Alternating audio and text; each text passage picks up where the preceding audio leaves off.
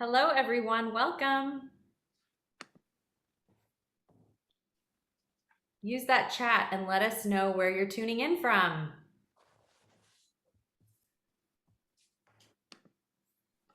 I'm in Seattle. Joe and Anna are in London. Where are you?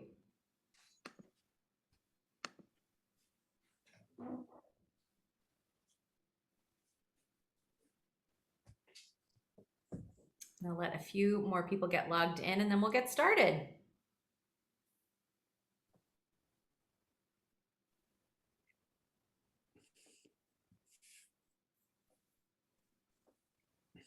Shy today.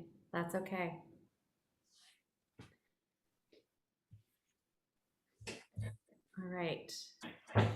That is leveling off. So I'm going to go ahead and start the introduction and people can join us as they tune in. Thank you so much for joining us today. I'm Laura Hamilton. I have a bookshop here in Seattle, Washington called Book Larder. We sell cookbooks and food writing exclusively. And Houston, Texas. Thank you, Diana. We are just starting to do some in-person author talks in the store again, but we are continuing to do these lovely talks on Zoom because they let us do conversations like the one today, where our interviewer and author are in completely different country and we're here and you're tuning in from all over the place. So thank you so much for being here today. The talk today is actually being recorded and will be available on our YouTube channel within about 24 to 48 hours after the talk. And so you can watch it again if you like, or if you have to drop off early and want to catch what you missed, you can do that and you can share it with friends as well. Hi, Vicki from Redmond. The other thing I wanted to let you know is that the live transcript is turned on today in case that's helpful for anyone who's tuning in. If you don't want to see the transcript or want to, you can control it from the live transcript button at the bottom of your screen. All right. So we are so happy today to welcome Joe Woodhouse, author of and photographer of his very first cookbook, Your Daily Veg. It's fantastic and I'm already cooking from it a ton, and I know that this summer I'm going to use a lot and many of you will enjoy using it too. Joe is actually going to be in conversation with Anna Jones, who blurbed the book, which is just perfect, right? Another writer of amazing vegetable-focused cookbooks. They are going to chat about the book and of course leave time for questions. So if you have a question, please use that little Q&A button at the bottom of your screen and we will get to as many of those as we can. And actually, I will drop a link to purchasing the book in the chat. Forgot to say that. Joe actually sent us book plates. So the copies that we are shipping out are signed by book plate. And that's a great way for you to support the talk. And thank you to everyone who's done that. All right. So now I am going to turn things over to Anna Jones and Joe Woodhouse. Hello, everyone. Hey, Joe. How you doing? I'm good. It's weird. We're basically sort of about 2 miles away from each other in London, probably, aren't we? But we're we're meeting on Zoom, which is crazy. But yeah, I'm sure everyone here, will know Joe, because you've signed up. But obviously, Laura just did a lovely introduction. But from my point of view, I just wanted to say how excited I've been about Joe's book. I've been lucky enough to actually eat some of Joe's food in person, and I'm sure lots of you will sort of follow along on his Instagram and stuff.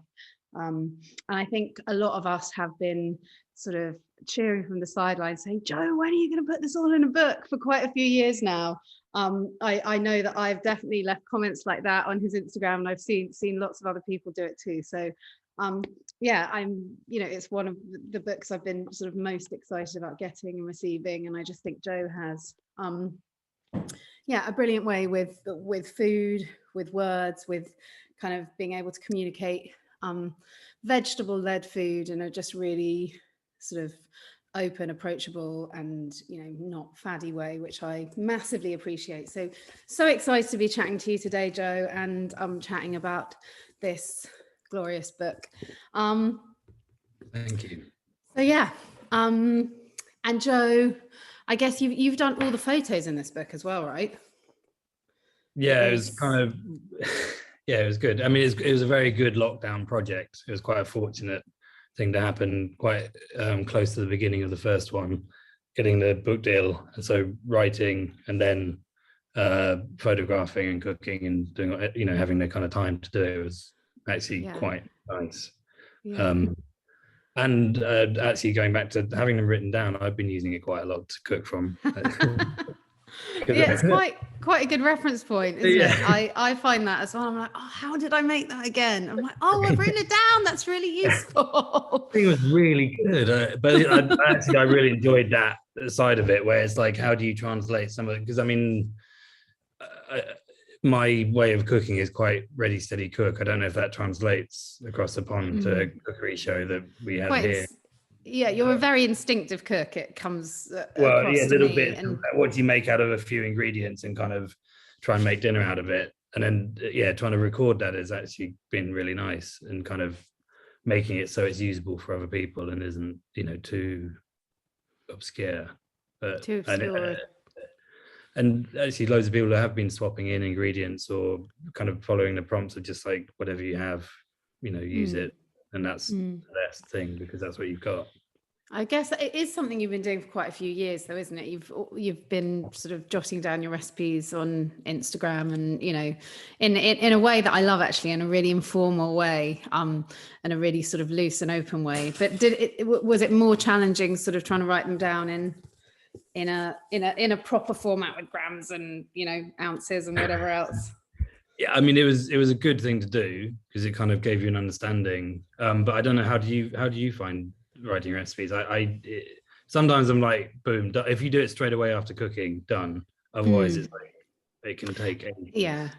Yeah, I think I always presume that my memory is much better than it actually is. And I think, I'm definitely going to remember this. It was great. I'm going to know how to cook this for the rest of my life. And then, 45 minutes later, I can't remember what I put in. So, but I think I'm, you know, perhaps a similar cook to you. I feel quite, you know, I definitely don't ever measure anything out. So, you know, cooking in that format, I definitely have to be in a more concentrated headspace than if I'm just sort of, you know, riffing and cooking. But Joe, tell us a bit about kind of your journey to here kind of in food, because you've had, you know, you've done a lot of different jobs in food, haven't you? Yeah, I think my mum said something about 9 failed careers or something. You can always rely on mum and dad. Which is a way of spurring me on. But as I sort of say to her, like, they all kind of lead into one another. But yeah, I left uni. I was doing philosophy, theology, and religious studies at university, and it wasn't quite. They shut down a lot of courses, and it wasn't as what I wanted it to be. So I kind of left to train as a chef, and did a bit of training, and then just started working in kitchens, which was interesting, and kind of, you know, kind of straight into baptism of fire of basement kitchens and all the heat and but I mean, it was a lot of fun. I mean, it's definitely something I'm glad I did when I was younger rather than right now. Absolutely. But if I go back and do a shift anywhere now, you kind of just your feet and legs, and you just feel older than maybe you are. But and then actually, as I was leaving, because I kind of decided that I wanted to write a bit and do that kind of side of things, but a route into that would be photography or food photography. And so kind of started training doing that. And while I was leaving, I then ended up working at the Towpath Cafe here in London, on the canal. And I was like, if I'd been there initially, I think I'd probably not left. But then because it's kind of that thing that you come to those crossroads every now and again. But I think it was good. I mean, for me, doing the food photography meant that you just go out and see loads of different cuisines. If you're shooting a book, or I did food styling as well at the beginning. So if you have a book on, the first book was I helped on was Claudia Roden's Food of Spain. And you know, you kind of then get immersed in what a project. Yeah, I mean, it's quite a great initial one, and kind of to help you kind of catch the bug and get fully into it. But just then, for me, just learning and gathering people's experiences and the way they cook and the way they kind of use ingredients and those little bits of that you forget to write down of those. Yeah. Cut it in that way, or I added a dash of this and it brought everything alive. But yeah, kind of, and then with the towpath, we did lots of outdoor events and lots of fire cooking, digging kind of fire pits and grilling 100 mackerel, and for big weddings, and did paellas for 200 people, 100 person paellas and things outside a church in Spitalfields and things like, kind of amazing kind of food, kind of quite like guerrilla setting up for the day. Yeah, and towpath is quite guerrilla, isn't it? I feel like for everyone who's not been there and not experienced it, can you explain what towpath is and why it's so special? So I think a lot of people say it reminds them of this little pocket on the canal side, reminds them of Berlin. It's that kind of bohemian kind of chilled vibe, and there's a couple of kiosks that are kind of put into the bottom of a warehouse. And then they've kind of ended up getting 4, and it's just like you open up the shutters, it must be 2-3 meters deep, if that, and it's just amazing food, amazing coffee, amazing wine, and you just kind of everything kind of gets unpacked at the beginning of the day, all the tables and chairs and put around, everyone kind of comes, and it all gets like squirreled away back into these kiosks, but just the quality of the food and the ethos is just kind of come, hang out, have fun. It's just the perfect kind of. You kind of got to be careful not to go, because you end up getting trapped in this kind of wonderful bubble. But massively shaped my way I cook, and it's a special place, isn't it? I think there are a few places like that feel like they're cooking food that is so. I don't want to use the word pure, but that's so honest, that's so ingredient led, that's so messed around with so little, that the ingredients sort of shine through. And I just think I can probably name 4 or 5 places in London that I feel like do it to the same level as towpath. So a very special place, and anyone who is coming to London, you've got to look it up. It's an absolutely incredible place. And so when was growing up, was food kind of important to you? Was it nice, some of your home brew? It's actually not. I grew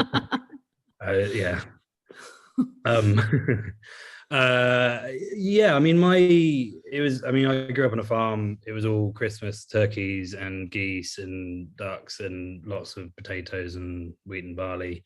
But a really strong memory for me is my parents would always, they'd kind of book a kind of night or 2 off, and they'd go off on these journey, kind of trips, and go to visit restaurants and go stay, have a kind of night where they go eat at a restaurant and come back. And as little kids, my granny would come and look after us or something, but it's just this kind of like, you've just gone and traveled and gone to someone's restaurant to eat their food, but hundreds, or into London or whatever, and it's always left quite an impression that it's quite a big thing to do, to go and travel to eat someone's food, or specifically go for this kind of thing. And I think that kind of, but then with my grandparents, we'd always then go for Sunday lunches or Saturday lunches and have these kind of meals, kind of sat around and had to kind of sit there, but we'd be really engaged with the food and what was going on from quite a young age. And just really greedy and hungry all the time. And you became vegetarian at quite a young age, on a farm. So was that a controversial decision? How did that go down? It was, I think, more for my grandparents probably, but it was it's a phase, he'll get over it. But then that kind of made me dig my heels in a bit more. There's a lesson there for my parenting, I think. But they've always been super supportive, and so it was kind of if you want to do that, fine. And they were really helpful and really kind of initially accepting, but I think they did just think it was a phase and it's a quirk. But then my mum kind of cooked a few meals initially. I just started feeling a bit bad, because I was like, well, you've got to do a separate meal for me, because everyone else doesn't want to be vegetarian. So I'll kind of learn to cook, and kind of that's why I think a lot kind of started then, of at 10 years old, then she made a black bean pie, and she forgot to soak the beans, and so this pie came out as all a bit grey, and I think technically poisonous. And I just sort of felt so bad because like she'd gone to so much effort, but just forgot this small little bit because you know. And yeah, so I mean that then kind of I was like, fine, I'll kind of make something alongside you and just try and make as little mess and get in the way as the least amount. But yeah, I mean we used to have a full cooked breakfast and cereal every morning, like proper farm. My dad would go out at 6, go do a bit of work, come back in, we'd sit down. I mean, I feel like I ate enough meat in the first 10 years to to set you up for life. Yeah. But yeah, I think it wasn't it was just a natural, you're just around food. It was no kind of, it was interesting. My parents, that was their hobby, was going and eating at restaurants and kind of being interested in people's food, or they talk about it a bit and you kind of overhear bits, but it was nothing, it was kind of all natural. There was no kind of, we need to everything kind of overdone or anything. It was just kind of simple. It was just part of the fabric of your family, basically. And yeah, I love the idea of you thinking, my mom's got a lot of work on here, I'm going to help out and I'm going to do some cooking. I mean, I don't think there's many 10-year-old boys who would have that attitude, so I think that's a testament to your character, Joe. Well, all the black bean pie was really bad. Yeah, well, I actually ended up cooking because my mom just hated cooking and never cooked. So I think in some ways, your passions can be encouraged in all sorts of different ways, can't they? And it's quite cool to sort of think about it like that. So yeah, I guess one of the things when I so appreciate about your cooking and your approach to kind of vegetable-led food is that there's no tags on it. There's no kind of there's no caveats, there's no it's just food. And it feels to me like this book is a real sort of celebration of that. And I guess because this has been the way that you've eaten for so long, it's just part of you and part of who you are. But yeah, I just wondered if you obviously that's just who you are, but it feels like maybe that's quite an intentional thing, that this feels very democratic, that this feels like food for everyone. Yeah, it was in that. I mean, as you going back to sort of the Instagram and people asking in comments and just sort of, I'd never thought of doing that, or I hadn't, I always do this with aubergines or whatever, but I haven't done it. And it's kind of, it was that kind of idea of putting down something that would be useful for people. And I find sometimes it's quite tricky to have a main course for vegetarians as well. You kind of you if you've got your piece of protein, your meat or your fish, and then you can kind of build around it. It makes it sometimes a bit easier. So it's kind of trying to put in some main things for people, so it kind of gets dinner parties and gives people kind of options to do. But just try and make it as easy as try and do the steps as simple as possible, not that many, but the ingredients, like that's how I kind of do it. Like it is kind of 3, 4, 5 things, and it's whatever kind of is there, and you're kind of, and then I tend to use fennel seeds. I'll just use them in loads of things and just kind of riff on that for a while, and then they run out. So then it's like, what else have we got? And so it kind of, I mean, I do all the kind of testing and doing all of that naturally for people, but it just seemed like it was kind of, that's what people were asking for a bit, and seemed like a useful thing. Like it could be, if you're going to university, you can take it away with you. If you're looking to get a bit more veg into your diet, take it away with you. If you eat meat and fish, and you know how to grill some chops, or how to kind of pan fry some fish, but actually maybe you want some inspiration for some greens or some other stuff to go alongside it. Someone actually made a comment of the size is quite a kind of nice compact size, and it's kind of like, the idea is that it's quite a good thing to then take away to, I don't know, if you're going on an Airbnb or camping or whatever, you kind of just stick it in your bag. You can get all the ingredients in a, it does feel that way. It feels a great size, and it doesn't feel, you know, some books can feel quite overwhelming with how much is in it, and actually you never really get to cook. You never really get to all of the recipes, and I think that's the really nice thing about this book, is it just feels, you know, I love the way you've put it into sort of chapters which feel quite instinctive to me, actually, like potatoes, carrots, beetroots, you know, sort of all the root veg, and then you've got, you know, cauliflower and aubergine and peppers, and it's, I don't know, it definitely feels like a book that you know, you could navigate really easily, like as you say, on holiday, but also, you know, through the seasons as well. It feels like, you know, obviously it's not done by season, but it feels very much, you know, that's obviously how you cook, and that really jumps out. I mean, yeah. and grouping the vegetables together is quite nice in that I don't know, sometimes if you've got a load of potatoes, you've got a load of green beans and things, as I can kind of go to that bit and go, well, do you want to go a bit more Mediterranean, or is there, you know, a bit more Asian-y, and just kind of that side, just being able to flick through, I think as well, kind of, you know, grouping them together I quite liked as an idea. Yeah, I think it's really useful. I think, you know, more and more people are sort of getting veg boxes, and I think it's CSA boxes or whatever it's called over there in America. And I think that is, you know, I think most of my friends, you know, I get texts being like, right, I've got 19 beetroots. What the hell do I do with this? And so, yeah, it feels like it's actually it's really useful in that sense. Well, it's quite good because you can give them a page number now rather than writing out the recipe on text. Yeah. There is just so much in here that I want to cook. Joe, I was thinking, there's just so much in here I want to cook. For some reason, the squash recipes, which is deeply unseasonal, but the squash, is it the squash kind of salad with loads of herbs? That one was calling me tonight. Sweet potato one, yeah. Loads of people have done that. I think because it's actually, yeah. I mean, that's the thing. What's also nice about with putting the stuff on Instagram is you kind of you've got a diary and a document of it and go back to it. Yeah. But and again, like, because I would have forgotten the pink peppercorns, but because I write it on the Instagram. It's on there. Pink peppercorns are a wild flavor, aren't they? They are just something that it's, you know, they're quite one of those flavors that's quite difficult to describe, I would say, like sort of you know, curry leaves or something like that there's actually nothing else that can sort of stand in for them. But yeah,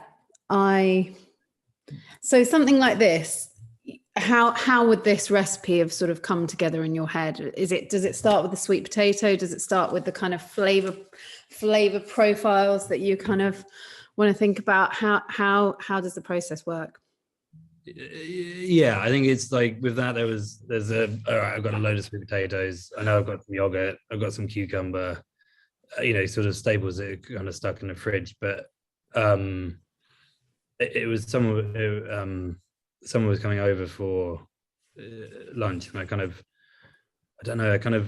quite like that kind of on the day deciding what you want to cook, and kind of, I know I want to go a bit kind of garlic yogurt kind of thing, and we've got loads of herbs, just then put a load of freshness on top. You've got this kind of sweet, sticky sweet potato that's kind of quickly kind of done, and then, you know, you just got loads of freshness to kind of lift it. Which I tend to go in a few.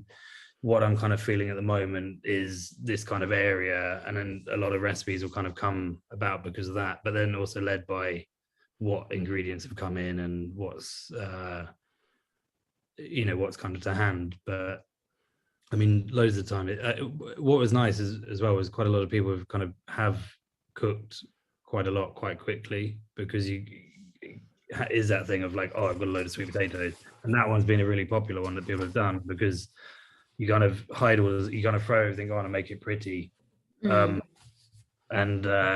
you can kind of you're kind of encouraged to kind of make whatever you want of it, where it's kind of, if you want to go big on loads of dill and whatever herbs, like, do it and kind of express yourself, and it looks pretty because it's kind of all of those parts on top. But yeah, I work backwards from the ingredient, where it's like, this is the main thing I've got. What can I take? Where can I go? Where do I feel like going?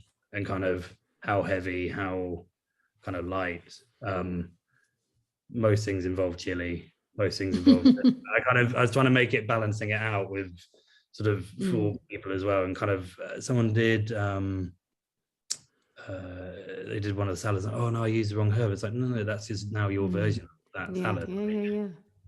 You use parsley, you can use coriander. It's like it's just make it your own as well. Like and use it. I mean, I know people say a lot, but it's very much a guide, and just these are my kind of ways of thinking. But then if you don't like that, or you prefer something else, we've got it. Go and do you. I think as well.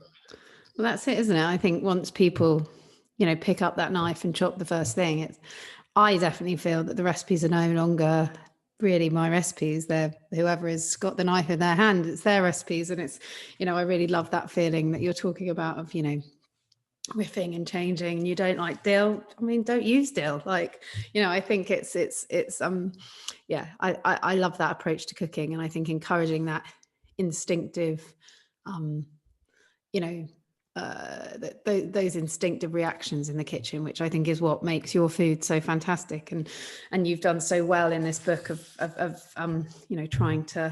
trying to get your food brain across, because that's what I always want from people whose food I love and respect. I'm like, give me a bit of your food brain, and I think you've done a brilliant job of that here, Joe.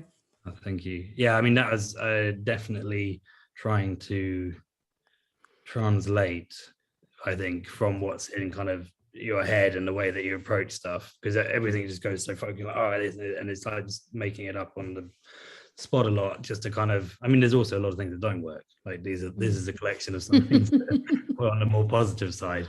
But we do a big batch of beans, and it's like, I've got to eat these as a kind of punishment. That's a punishment. Yeah, no one else in the house will eat them. It's like day 5 of the beans. Yeah, I farm them out to my neighbours. Just put a load of herbs on them; they'll be fine. Delicious. What I love it in here is there's quite a few. It feels like a real mixture of like, some dishes that are more, I guess, original, and I guess this ginger and peanut butter kale is an example of something that is perhaps a more modern recipe. And then you've got some real classics in here, like you've got a delicious looking egg mayo roast tomato situation, which I have to say, I sort of wanted to jump into that page and get involved. So how do you approach kind of, classic recipes and, putting your spin on them? I mean, it's similar to the photography side of things, where trying not to draw too much initial influence, but kind of approach it in your kind of, I'll write down an initial recipe and kind of, or make an initial recipe, and then kind of cross-reference with some other experiences or other people, other writers. If it's sort of, I don't know, the Parmigiana, the aubergine Parmigiana, I know a lot of people soak the aubergines in milk and then fry them, so it kind of, it's not going to soak up as much oil and different things. But I was like, well, I also wanted things not to use too many bowls and not do too many processes and not require too much. So I was kind of like, well, why don't we griddle it? And then you get a bit of you get a bit of griddling, you get a bit of smoking. It's healthier than, there's still a fair amount of fat and things from the cheese and other bits in there, but it's kind of, that's what makes Parmigiana good, right? yeah, but there's enough without it having deep fry, kind of semi shallow fried the aubergines and stuff. And just, I think I made it first on like a summer day, and I kind of didn't feel like I wanted the extra milk and the extra oil. I kind of wanted it a bit lighter and a bit fresher. But a lot of the approach is that, where it's sort of make something, but how do you dial it back so it's not necessarily every day, but it's kind of can be a bit more, you could eat it every other week and you're right. It's kind of, rather than being too much of a guilty pleasure the whole time. But I don't know, it's that thing of wanting food to energize rather than be kind of feeling too heavy afterwards as well. Yeah, and I think that can often, I don't know, when I eat sort of restaurant cooked sort of vegetarian food, sometimes I feel like a lot of cheese is thrown at the plate and you do walk away feeling, just not feeling heavy. And I think, this book is not that. It's such a celebration of vibrancy and vegetables. And yeah, I'm with you on that. Yeah, I need to not have cheese, deliberately not buy cheese, because I used to have so much cheese when I was out that I was kind of like, I can't have cheese at home as well.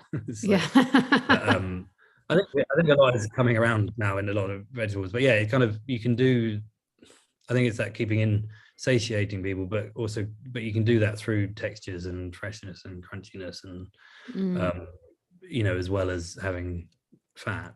But balance is important. But yeah, it's and I guess the visual side of that is quite important. I know it's quite important to you. I guess that's quite important to you, how sated we are by the look of the food as well as the taste of the food. And yeah, I wonder what you think about that.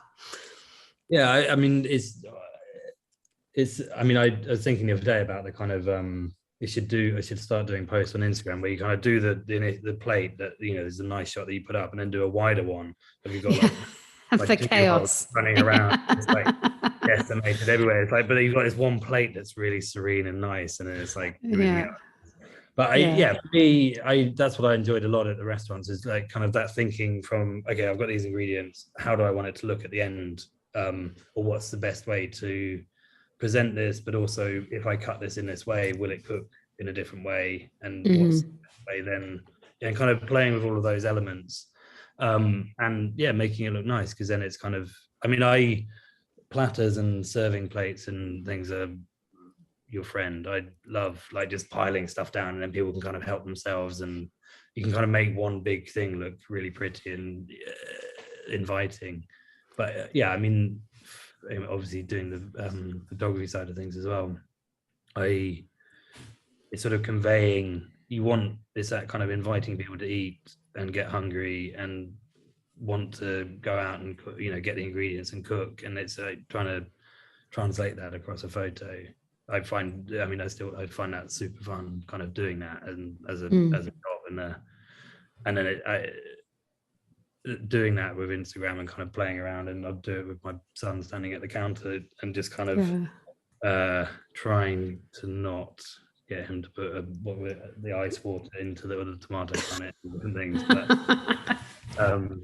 it's kind of, that was the fun, doing things with him and just making it look nice, because it's kind of, it is kind of a moment where you're kind of sitting down and you're kind of going to eat, and there's a small ritual to it, and I think it's important as well. I mean, I still definitely do the bad thing of standing and eating at the counter quite a lot. It's like an old chef thing. Yeah, me too. And most food I just make where you can eat it with a spoon as well. It's like the bowl and spoon and kind of. Yeah, but I think that's what's so lovely about your food, Joe. It feels, that it does feel, it feels delicious and thought out, but it doesn't feel fancy in any way. And, it always feels like something achievable and something approachable and something, comforting. That's a real word that comes out when I think about your food and I think about what you cook. I'm all up for eating stuff out of bowls, and I love how involved your son Wilf is in your cooking as well. And I love the kind of adaptations you make for him, which actually don't seem to be very, very big at all. I think quite often it's a little bit less chili or whatever. But yeah, that's that. I really, really love sort of seeing that journey you're on with him as well. Yeah, I think a lot. Again, that was another positive from lockdown. Was so I'd have him in a day, because Ollie was also writing her book that's coming out soon. So we had that going on as well as me doing this one. And so I'd let her work. She works better in the day. I work better in the evening. But I think because for me in the evening, I have a deadline because I've got to go to bed. So I'm kind of I have to write these recipes down. And so I kind of set an amount of recipes and kind of go through them. So I then hang out with him in the days a lot. But because it's lockdown and different things, so he was strapped on my chest a lot, and we'd do kind of little cooking shows where he'd put his hand on my arm, and kind of while I was chopping, and so he kind of got super into it, and I think that helped a lot with his interest with it, but it was also then like a great way to pass the time. We ate very well, and kind of, because you kind of, okay, we can do these bigger projects because that's what we're doing right now. But yeah, he's chief taste tester, and we developed a few things like the brown sauce and stuff together. I mean, I don't know, he was grunting. I don't know if it was I think I'd take that as a positive. Yeah, now he loves brown sauce, and he has but I love that. Yeah. Oh, it's been a crazy and I guess pretty distressing time in your house the last few months, hasn't it? And yeah, I just sort of wanted to just sort of mention that and acknowledge that for people who I guess don't know. Joe's wife Olia is from Ukraine, and her family have been in Ukraine, and so it's been I guess an incredibly trying time for you all. And I know Olia has communicated so passionately and beautifully about her situation and her family's situation, and how for a long time, for the first couple of months of the conflict, she couldn't cook. So I'm wondering, has cooking been a comfort in this time for you guys? Yeah, I mean, that was a way that I could be useful, in that I mean, obviously, she was quite distraught, and there wasn't much you could do, and so it's kind of gently making bits of food and kind of having. Initially, I was making quite a lot of Ukrainian things just to kind of comfort, and and then we had a kind of team of people here as well, kind of helping. So that was a way that definitely helped me, in that you could kind of feel useful and be feeding people and kind of doing that. But yeah, it's I mean, she wasn't massively eating. She wasn't eating a lot, kind of because appetite and things, and just kind of so distracted, and you're kind of not sleeping so much because you kind of don't want to go to sleep because in fear of waking up and what might have happened overnight. But a lot changed with her parents getting out. I think that was a massive turning point. And then just trying to, also with the season as well and different things coming in, but kind of, I'll make something, make it look nice, kind of walk past her, she kind of, after initially saying no, it's like, oh, is that okay? And then kind of, oh, look, I handily made one over here for you. And then kind of, but it's sort of slowly. I mean, it's a kind of new norm, which is not so great, but it's just kind of trying to do the best you can.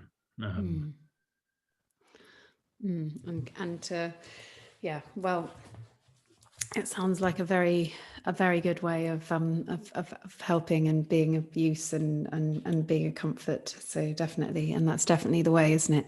Wafting a plate of food past someone's nose is is always more persuasive. It's I guess difficult to move on from conversations about that, but we've got a lovely question from a woman called Tina, who wanted us to sort of get into the book a bit more. So I wonder if this is a good opportunity for us to sort of have a bit more of a flick through, and if there's anything, Joe, that you want to lovely picture of Joe. Yeah, same shirt. I love it. Work today, and I looked down and I was like, oh my God, I'm wearing the same shirt from the book. I've done that a few times. But it's nice. I mean, great. That's sustainable, Joe. Sustainable. That's the one picture. Capsule wardrobe. So the book, well, Joe, do you want to explain sort of how the book's broken up, and I can kind of flick through a little bit? Yeah, I mean, it's loosely kind of grouped into things that are fairly similar. So if is any kind of, if you're flicking through and there's some, you could swap in, cauliflower for broccoli or different things. If it kind of gives, a lot of it's inspiration and kind of giving ideas as well. While there's solid recipes, it's kind of also just some things can be interchangeable, but and they're then in each ingredient grouped together, so there's kind of a cluster of, so you can kind of flick through 3, 4, 5 recipes on a different main ingredient, and kind of depending what mood you're in or what you kind of feel like, kind of go down that route. But yeah, I think I quite enjoyed that kind of way of doing it as well, of trying to get multiple recipes of around a certain veg, and then kind of going in slightly different ways with it. So I mean, I think the first one's the potato farls, which are I need to make these again. I really like them. I did them for supper club, and I love a potato farl. Yeah. I think it's the Irish. It's the 50% Irish. I've got but they look absolutely delicious. They look nothing like any potato farl I've ever eaten, actually. So I feel like that is one that definitely, Well, I also kind of didn't get involved in the design or the tech, kind of, because I knew that I could get easily lost and be really annoying about what font we're using or what color, and I left it to the designer to pick the colors and do all the time, and it was kind of way better because I didn't get involved. I really like the fact that we just open on the first pictures. The first dish is a really simple kind of potato farl with kind of no nonsense, not too, not overly propped or anything. And then you go to I had in Brazil, but a kind of Brazilian, Argentinian kind of inspired soup originally, but I made it more into a stew. It's kind of, it was trying not to be too dotting around too many places, but kind of keeping a main core of, if you like this should also appeal to you as well. And then that's a bit more Italian kind of thing. Delicious bit of crispy sage, can't go wrong. And then back to our friend, which then more Middle salad. And it's not being too, it's things you picked up on the way, and kind of influences. Like I just threw some toasted buckwheat on there because of Olia's, probably Olia's influences. I wouldn't normally do, but kind of just adds a bit of something to it. But this pie I'm very interested in. Again, I think that's the Irish side of me speaking. Someone just messaged about how they made that, but it's not very summery. I was like, I don't know if cheese and potato pie has a season. You can just, I mean, if you want that is good anytime. I think put a green salad with it, and I mean that's summery, right? Lara's just piping up on the chat saying she's made it and it's absolutely delicious. So that is a good review. Carrots we've got here, so lots of different ways. Again, really simple carrot salad. That's just travels in France, and kind of almost what you buy in the supermarket, that you kind of, I used to, if I'm working abroad and I drive whenever I can, and I kind of stick, I did a shot of wine book around Europe, and I just used to go to the organic shops and supermarkets and then set up a kind of buffet in the boot. So have kind of jarred lentils, loads of things that kind of do really well, and then kind of, rather than eating out every meal. So then I was getting married, I was supposed to come back. Well, I did come back to get married, so I kind of needed to slightly keep better figure than kind of bistro eating the whole my way around Europe. But that is that kind of thing where you kind of stick a load of stuff in the boot, and I was just like, just pick out sort of things, and kind of you could simply kind of make meals together, and but more than the sum of its parts, because it's just kind of a really nice way. I love a carrot salad, which will forever remind me of France. Actually, they do that carrot. They do it really well, don't they? And so lots of different. I guess this is sort of a roasted option.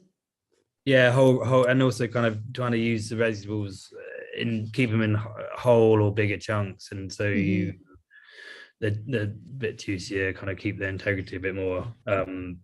I actually did that. If anyone does, I did that. I worked for Cook for Ukraine Supper Club the other day, but the wrong carrots came, and there were these massive kind of elephant foot carrots. So I did quarter them, and it works if you do that. But because they were so big. But that was also just a kind of nice plating and things, and kind of just I wanted a picture for each recipe, because a lot of it is, if it is quite simple, it kind of, I find it helps so much having the image just to follow, because it's, you know, a few ingredients that you're putting together, and it kind of helps translate. And that is one of the great things about this book, is it does, if I'm right, every recipe has an image. Is that right? Yeah. Which is actually quite rare. Yeah, it's something that I wanted to do. So you kind of, you know, I think people, it just helps, or the way that I write the recipes, I feel like it helps, because it's just, oh, I get what he means, because you can kind of see the end product. I think they're really useful, and I know in my books that the recipes, I feel sorry for the recipes that don't have pictures, because they actually never get cooked ever. Or they have a picture, but it doesn't fit in the design as well. That's, I feel even worse, because there is a picture out there in the somewhere in the ether, exactly. But and then the idea, trying to suggest with things as well, what, you know, put this in wraps, or do, you know, and kind of suggesting ideas with each recipe, if it is a salad or different things, and what it can go towards. Just I kind of didn't want to, I kind of felt like, oh, is this annoying if you kind of list off like what this could go with, or different things, but it's kind of just, the idea is more just to kind of say it enough that people then kind of just go off and do that, use it as a base, or cook it a few times, and then just kind of, oh, I know the rough idea, and then kind of go off and just do it.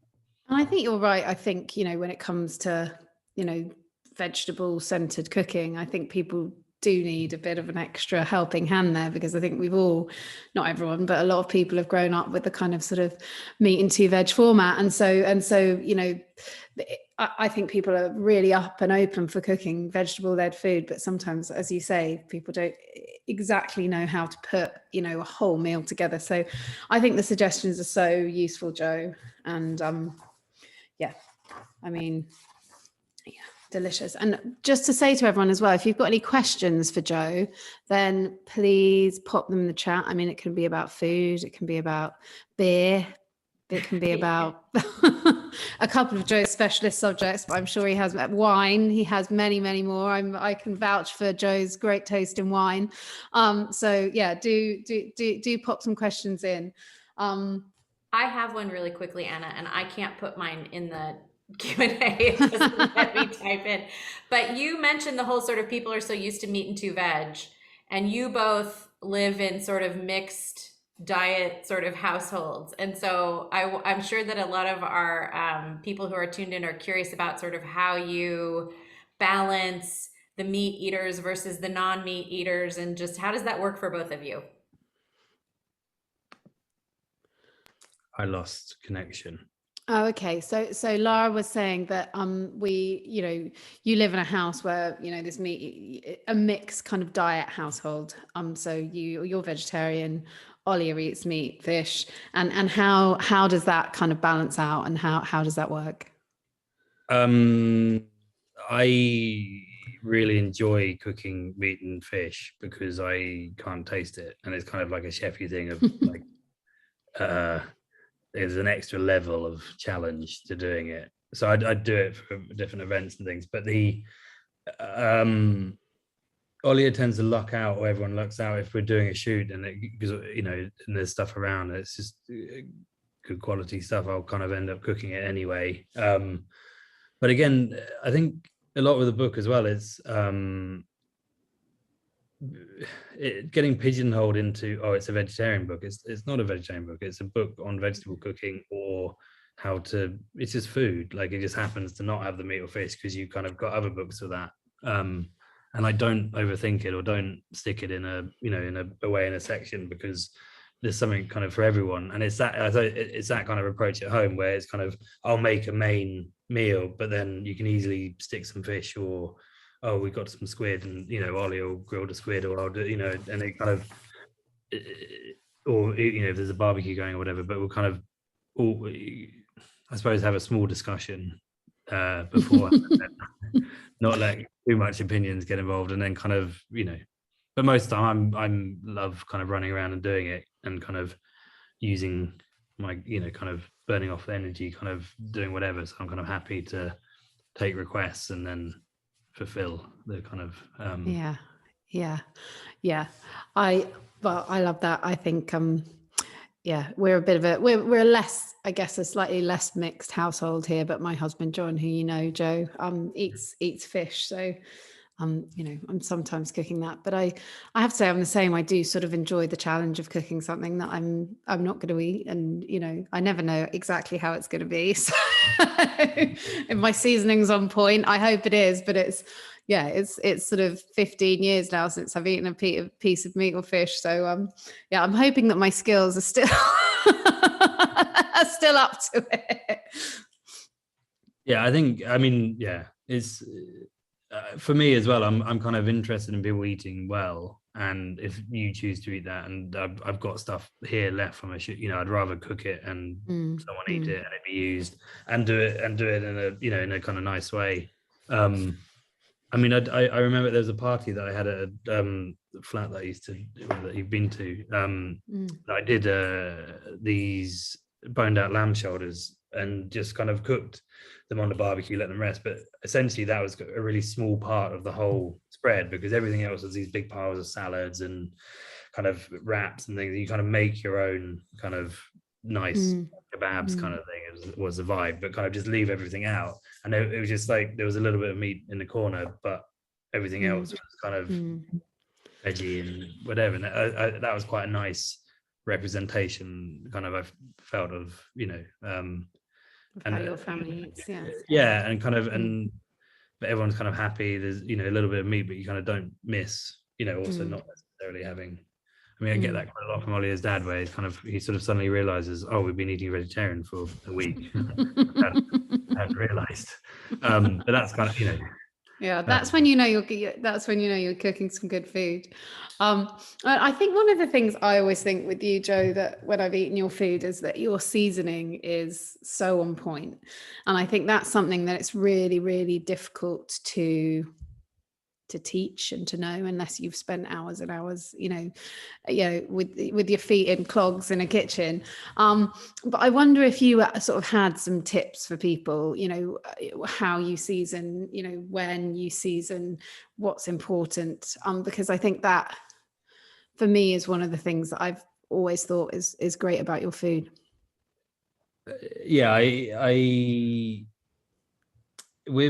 I try it with certain recipes in the book and things as well. It's you get a kind of a main sauce or a main dressing kind of done, and then if you nail that, then it kind of does everything, and everything kind of falls into line. I kind of did it slightly on purpose with certain things, just to kind of, for ease for people, kind of, because I mean, as you know, it's kind of scary if you write a recipe, put it out there, someone's cooking it, and then it's kind of like, oh, it didn't turn out how you said it would, and so it's kind of, there's less movement for me with that, because I try to keep it quite simple on the ingredients. But I mean, sort of, again, it's going back to that thing where I kind of try not to be annoying, but you kind of do write multiple times in the recipe, like taste this, is it good for you? And also, are you going to chill it? Okay, it's going to be, if it's colder, the seasoning's not going to show as much, so you need to add a bit more. Or if you're using this dressing and you're going to dump a load of leeks into it, they're going to soak up the seasoning, you need to add a bit more. And it's kind of, yeah, it's sort of, I was trying to do a balance of making sure you kind of gently remind people rather than bang on about it too much. But I for me, it's always that thing. I'm never, by the time I sit down, I'm not, I'm just tasting the whole time, the whole way through, you know, little bits. And also quite a lot of seasoning at the beginning, just because it kind of starts breaking down the cells, and it kind of brings out juiciness and things caramelize a bit more. But I mean, I tend to also eat food at room temperature. I don't like it too hot. I don't know if I'm with you there. And so quite a lot of stuff that I have kind of has time to kind of sit and marry and hang out, and then you kind of taste it and go, oh, it does need a bit more, and you can kind of add a bit more, but you've kind of got a bit of time. I kind of slightly underdo it a bit at the moment because of Wilf. Yeah. But it's impossible to cook without salt, isn't it? I have to say. But and if it's not got seasoning in it, he just won't. He like rejects it. He's just like, no, it's not up to standard. Yeah. Well, he's got a pretty high standard. He's he's going for. So, those are some great tips, though. I think, taste. I mean, and I tend to use sea salt flakes just because it's a bit softer and a bit less harsh. If you're using the kind of super fine salt, you can quickly get into trouble. You can over season quite quickly, can't you, with that? You've got a bit more leeway with the sea salt. Yeah. Well, I'm going to be thinking of your seasoning tips when I cook tomorrow. We've got a question here from Amy Harper. Thanks, Amy, for your question. It says, "Hi, Joe. You've had quite a varied career in food with photography, styling, cooking, and now an author. What's the best bit of career advice you've received, and what would you pass on?" It's a good question. Wow.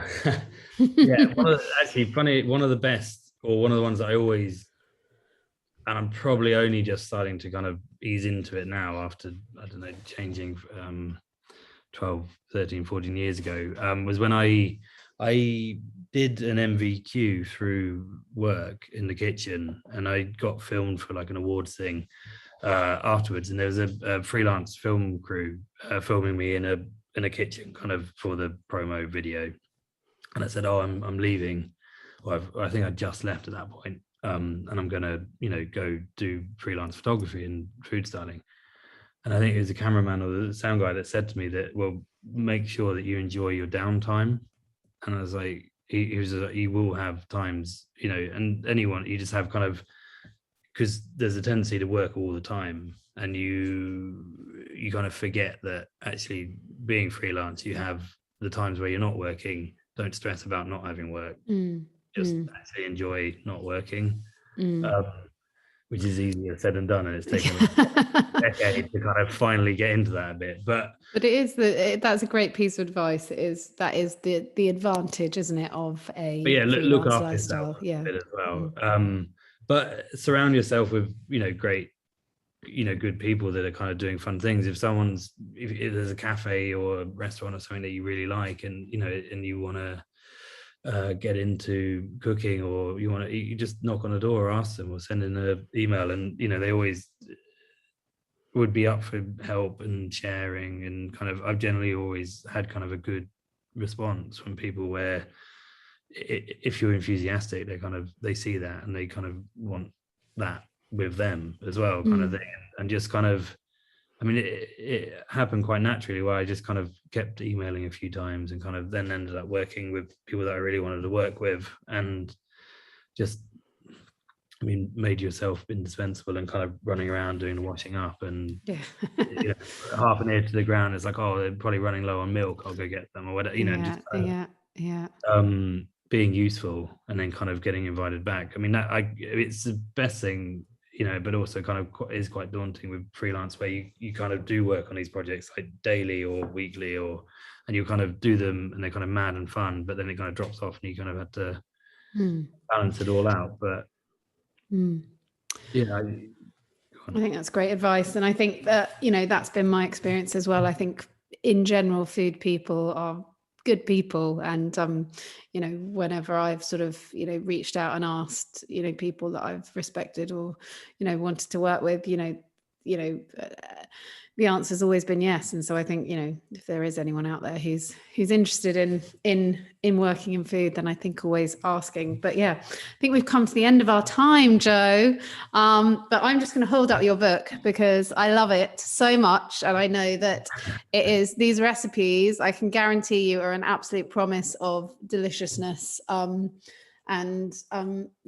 know it's just filled with recipes that I know are absolute crackers. So thank you so much for all the kind words. Of course. I was just so happy for this to land on my doorstep, and there's a lot of happy cooking going to happen from this. Absolutely. Thank you so much, everyone, for joining us. Thank you, Anna and Joe. Joe, congratulations again. The book, seriously, thank you very much. So great. And give all you my love. And again, this was recorded, so it will be available on YouTube. Happy cooking, everyone. Hope you're staying safe and healthy. And we'll see you all, I hope, in person at some point. Bye, everyone. Thank you. Thank you very much.